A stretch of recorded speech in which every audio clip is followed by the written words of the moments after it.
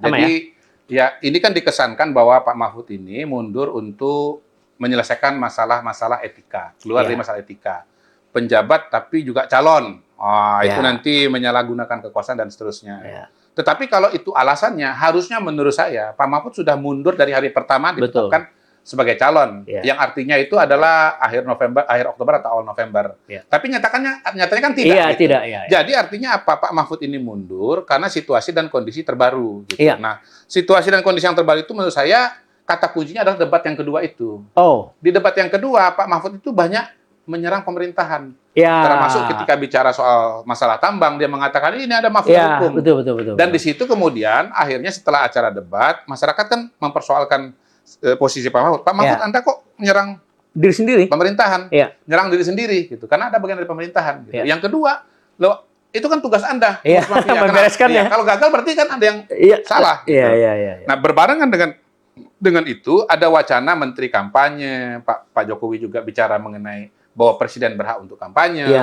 Nah, jadi ada tekanan akhirnya kepada Pak Mahfud untuk kemudian contrasting lah, katakanlah dengan Pak Jokowi, contrasting membedakan diri dengan Pak Jokowi. Makanya kemudian akhirnya dia mengatakan akan mundur, dan infonya pada hari ini dia akan menyerahkan surat pengunduran dirinya kepada Pak Jokowi. Jadi sebetulnya menurut saya ini bukan persoalan etika, ini lebih pada persoalan ya tadi Abang bilang istilahnya saya pinjam ya, kikuk.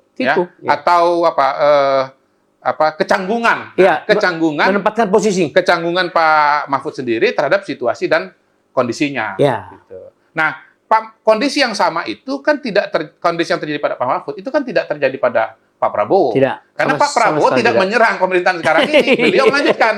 Nah, seandainya Pak Mahfud itu dulu kampanyenya bersama Pak Mas Ganjar itu meneruskan Pak Jokowi dan mengatakan akan melanjutkan Pak Jokowi dan tidak menyerang, menurut saya sih harusnya ini yang nggak ada problem, nggak ada harus mundur gitu loh. Karena sama-sama mau melanjutkan.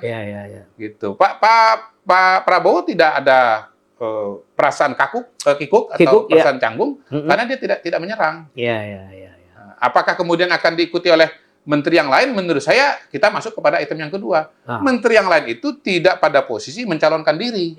Betul. Dan tidak pada posisi menyerang pemerintahan. Betul. Sehingga tidak punya situasi yang kikuk seperti yang dialami oleh Pak Mahfud. Jadi Pak Mahfud ini singkatnya mundur, pertama karena dia nyalon, tapi yang lebih penting adalah nomor 2, karena dia nyalon dan justru menyerang pemerintahan yang dia menjadi bagian daripada itu sendiri. Gitu.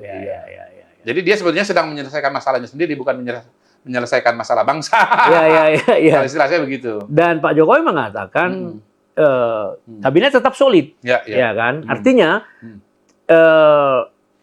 pengunduran dirinya Mahfud ini nggak dianggap sebagai suatu hal yang bisa mengganggu pekerjaan pemerintah. Kalau menurut saya kan gampang sekali. Pak Mahfud itu kan bukan dari partai politik. Bukan dari partai politik, Pak. Itu. Jadi beliau ini kan representasi dari profesional. Kalau profesional itu komunikasinya cukup dengan menteri yang bersangkutan. Beda kalau beliau mewakili partai politik. Komunikasinya harus dengan ketua umum partai politik. Dan bisa jadi keputusannya juga harus menunggu rapat di internal partai politik gitu. Karena dia adalah perwakilan dari partai politik. Lebih rumit. Jadi memang sebenarnya sangat disayangkan apa yang terjadi pada Pak Mahfud, karena tahun 2019, Bang, ini ya kita cerita lah apa adanya. Sebetulnya yang pengen, yang serius betul mengusung Pak Mahfud itu untuk jadi calon wakil presiden adalah Pak Jokowi. Iya, Pak Jokowi itu. Yang justru yang kemudian tidak mendukung Pak Mahfud pada waktu itu ya setahu saya nih ya, itu adalah PKB. Pak Muhaimin. Gitu. Karena apa? Kalau Pak Muhaimin itu khawatir kalau misalnya Pak Mahfud jadi wakil presiden, maka posisi ketua PKB bisa diambil alih oleh Pak Mahfud, yang notabene ya keluar dekat juga dengan keluarga Gus Dur, kan begitu. Nah, tapi yang lebih masalah lagi adalah pada waktu itu Bu Mega tidak membela Pak Mahfud. Ya kan, tidak istilahnya turun tangan manggil misalnya Muhaimin gitu. Pak Mas Muhaimin, Pak Mahfud dikasih jalan aja lah. Ya ini kan kalau pinjam istilah Bu Mega sekarang kan, Pak Mahfud ini kan tokoh yang berpengalaman di 3 bidang. Ya kan, pernah di eksekutif, pernah di legislatif, pernah di eksekutif, dan orangnya berintegritas. Harusnya ya. Pengalaman, kenapa argumen itu nggak keluar tahun 2019? Kenapa baru keluar sekarang? Ya itu Bang, maksudnya gitu loh. Tapi saya juga mau bilang begini, Pak Mahfud tolong ya, walaupun Pak Mahfud itu mencalonkan diri sebagai cawapres dan berhadapan dengan Prabowo Gibran, Pak Mahfud juga jangan lupa, sebetulnya tahun 2019 itu yang mau memperjuangkan dengan maksimal Pak Mahfud dan mau Pak Mahfud jadi wakil presiden itu adalah Pak Jokowi. Jangan lupa. Iya. Dan ketika kena veto ya, Iya. kena torpedo, ya Pak Mahfud ini katanya kan disebut istilahnya torpedo tak terkendali. Iya. Tapi tahun 2019 ini torpedo yang ditorpedo. Iya. Istilah. Ditorpedo oleh elit-elit politik ini. Ya sebetulnya dulu itu yang mau betul-betul membela Pak Mahfud itu ada Pak Jokowi. Ya. Jadi tolong diingat Pak. Iya. Jangan juga istilahnya, nih Bapak setelah keluar, lalu kemudian ngomongnya nggak pakai rem. Iya kan? Gitu loh. Kenapa? Ya, Bapak walaupun sudah di luar pemerintahan, jangan lupa 2019 itu loh Pak. Iya. Ya, kalau tidak ditorpedo oleh para ketua partai politik itu, harusnya cawapres itu pada hari ini adalah Bapak, bukan Pak Ma'ruf Amin gitu. Iya. Jadi pada tahun 2019 Mahfud ini kan cawapres yang tertukar. Iya. Gitu. Iya. Gitu. Nah, jadi yang membuat itu tidak batal adalah bukan Pak Jokowi. Iya. Nah, setelah akhirnya cawapres yang tertukar ganti dengan Ma'ruf Amin yang menjaga kehormatan dan tetap menghormati Pak Mahfud dan memberikan kehormatan itu adalah Pak Jokowi lagi juga, dengan menjadikan Menko Polhukam. Iya. Itu Bang. Jadi betul. Pak Mahfud itu jadi Menko Polhukam. Iya. Saya mau katakan karena Pak Jokowi itu betul-betul menjaga marwahnya Pak Mahfud setelah sempat terdiam di kafe nggak jadi cawapres kan, begitu kan? Iya. Nah, bandingkan dengan Ara Sirait. Ara Sirait waktu tahun 2014 mau jadi menteri, kena torpedo juga kan? Nah, gitu kan? Setelah ditorpedo, Ara Sirait tetap loyal kepada Pak Jokowi sampai dengan hari ini. Bahkan menunjukkan loyalitasnya makin nyata pada hari ini. 10 tahun. Iya. Nah, saya kira Pak Mahfud juga ingatlah apa yang terjadi pada Ara Sirait. Contoh Ara ditorpedo, dibelain oleh Pak Jokowi. Nah, Pak Mahfud dan tetap loyal. Pak Mahfud ditorpedo, dibantu, diberikan kehormatan oleh Pak Jokowi. Kalau bisa, ya tetap membela gitu dengan caranya. Ya sudahlah, sekarang kan sudah jadi cawapres. Ya mungkin juga situasi dan kondisinya tidak seperti yang beliau bayangkan gitu. Tapi saya yakin dalam hatinya sebetulnya Pak Mahfud ini nggak mau istilahnya head to head atau berhadapan dan menyerang Pak Jokowi sebetulnya gitu loh. Dan menurut saya itu kalau dilihat dari sejarah tadi ya, ini mungkin nggak banyak yang tahu nih. Ini saya ceritakan ini nih. Kalau ingat sejarah itu, menurut saya Pak Mahfud juga tetap harus menjaga marwahnya Pak Jokowi gitu. Karena Pak Jokowi ini adalah orang yang mau memberikan kehormatan sangat besar kepada Bapak sebagai cawapres dan memberikan kehormatan dan sudah terjadi dan sudah dilakukan adalah dengan Menko Polhukam. Itu tolong diingat Pak Mahfud. Yang jelas kan tolong diingat Pak Mahfud ini ya mundur balik lagi lebih kepada mencari solusi dari kekikukan yang terjadi pada diri beliau. Kalau bicara elektoral saya kira juga udah susah. Justru itu. Karena mundurnya ini kan ibaratnya sudah sore gitu. Kalau mundurnya dari pagi mungkin ceritanya lain. Betul. Jadi jangankan masyarakat, bahkan 01 pun juga ada wakil ketua umum Partai Nasdem itu mengatakan kalau mau mundur harusnya dari kemarin-kemarin kan begitu. Jadi daya gedornya itu kurang secara elektoral. Nggak bisa jadi gempa tektonik, nggak bisa jadi gempa politik, nggak bisa jadi game changer, Bang. Nah, yang kedua, sekarang banyak orang bertanya nanti, kalau begitu siapa yang akan dijadikan pilihan pengganti dari Menko Polhukam ini? Padahal ini kan sudah beberapa bulan kan? Iya, udah gampang aja. Kalau memang nggak mau, diganti aja yang masih mau di dalam. Masih mana? Pak Prabowo. Jadi ad interim gitu?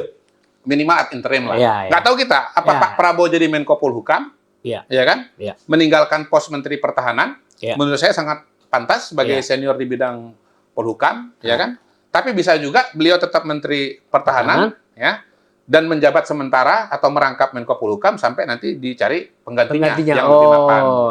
Nah, kalau misalnya Pak Prabowo, dugaan saya tetap di Menhan lah. Karena dulu pun sudah pernah diwacanakan sebagai Menko Polhukam dan Pak Prabowo kembali kepada panggilan hatinya bahwa saya ini basicnya adalah defense, makanya tetap Menteri Pertahanan. Kalau beliau tetap Menteri Pertahanan, saya kira ada beberapa alternatif. Nah, kalau lihat dari kacamata bahwa Pak Mahfud adalah orang hukum dan dicari penggantinya juga orang hukum, yang muncul di kepala saya yang senior orang hukum itu ada dua. Siapa tuh? Pertama Pak Yusril Oh, Yusril Iza Mahendra, ya kan? Mahendra, ya. Ya kan? Kalau kita lihat para ahli hukum tata negara ini kan biasanya muncul di kepala orang kan 3 tuh. Pak Mahfud, Yusril, yang berikutnya Pak Jimli Asidiki. Oh, nah, jadi Pak Yusril bisa. Walaupun Pak Yusril juga punya kelebihan karena pernah jadi Mensesnek kan. Iya, jadi udah biasa tahu ngerti ya, urusan politik dan seterusnya.